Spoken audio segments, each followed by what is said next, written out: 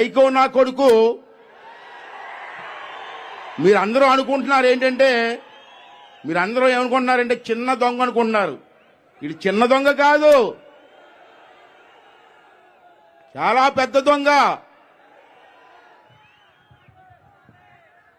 మీకు ఒక విషయం చెప్పాలి, వీడు చిన్న దొంగ కాదు, ఆర్థిక ఉగ్రవాది.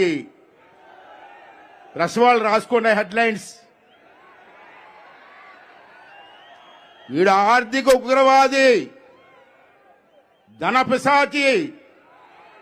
ఎందుకన్నానంటే ఈ మాటలు, వీడి మీద ఎన్ని కేసులు ఉన్నా తెలుసా మీకు? మీరు జైలుకి వెళ్ళాడు అనుకుంటున్నారు, వీడి మీద ఎవరికీ లేని కేసులు ఉన్నాయి. ఒకసారి చూసుకుంటే ఆశ్చర్యపోతారు మీరు. సిబిఐ కేసులు 13 కేసులు, ఈడీ కేసులు 9, ఇతర కేసులు 9.